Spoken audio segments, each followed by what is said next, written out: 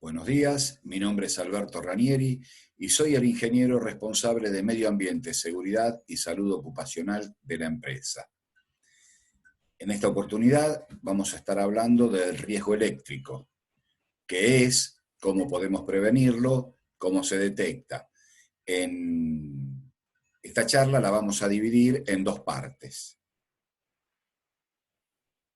El ser humano y el mundo no está preparado para durar más de 2 o 3 días sin energía eléctrica.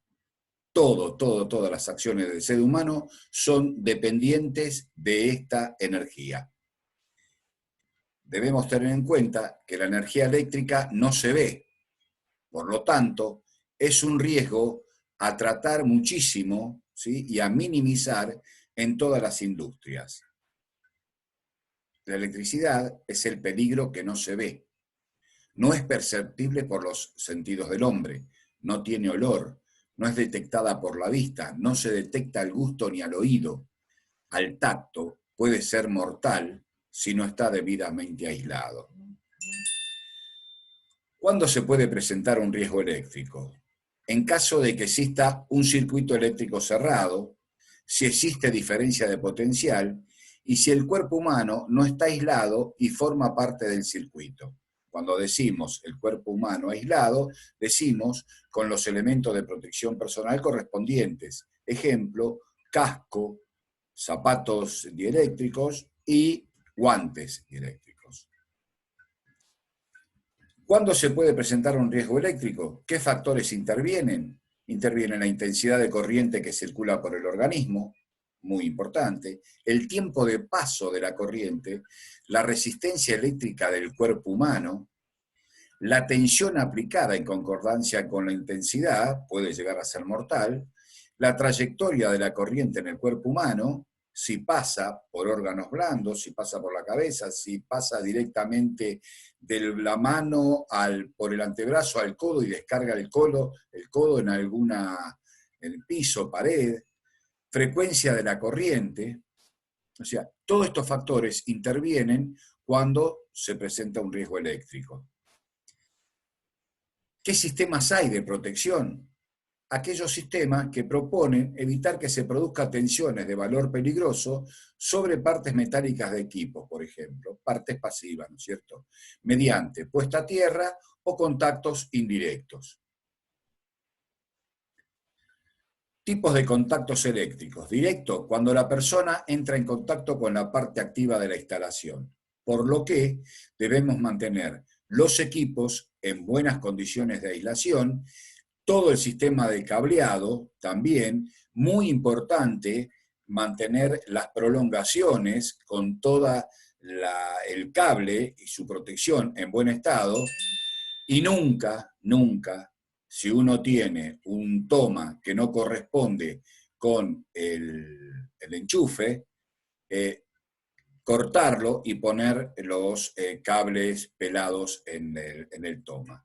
Esto está terminantemente prohibido y es de un riesgo que uno no considera, pero es muy alto.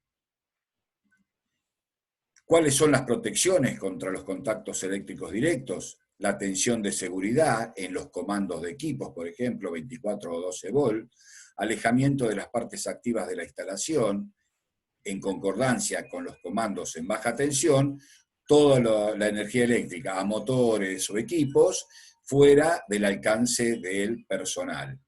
Interposición de obstáculos, elementos de protección personal. Habíamos hablado de los cascos, de los guantes y de los zapatos de seguridad, pero en caso de trabajar en algún tablero, desde ya primero cortar la tensión. Esto es punto 1, trabajar con todos los circuitos sin tensión. De cualquier forma, utilizar máscara facial o gafas, porque puede haber, en caso de algún cortocircuito en algún tablero, proyecciones metálicas por el efecto de este cortocircuito y afectar a la vista. Recubrimiento de partes activas de los conductores, por ejemplo, el recubrimiento que esté en buen estado y no reparado y encintado. Riesgo de contacto eléctrico indirecto, cuando se entra en contacto con un elemento que no forma parte del circuito eléctrico en condiciones normales. La mejor protección para todo esto son los disyuntores, tanto en las industrias como en las casas de familia. Muy importante en las casas de familia, desde ya en las industrias, pero en las casas de familia donde hay chicos, que es una atracción especial introducir en un toma o en el agujerito del toma algún elemento metálico que puede ser alguna aguja, algún alfiler, lo que fuere, algún alambrecito. Por favor, siempre chequear el disyuntor mensualmente para ver si funciona. Y eso es una garantía muy alta de no sufrir contactos eléctricos indirectos. Y después, el otro grande es en las casas de familia, los equipos energizados, que son equipos húmedos, como por ejemplo la heladera, el lavarropa, el secarropa. Si bien ahora están bastante aislados y los equipos son más que nada plásticos, anteriormente las cubiertas eran metálicas, y esto era un gran riesgo en las casas de familia para las amas de casa.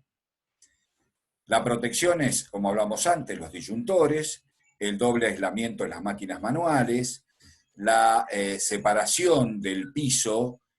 Acá se ve arriba de un pallet la persona que va a trabajar.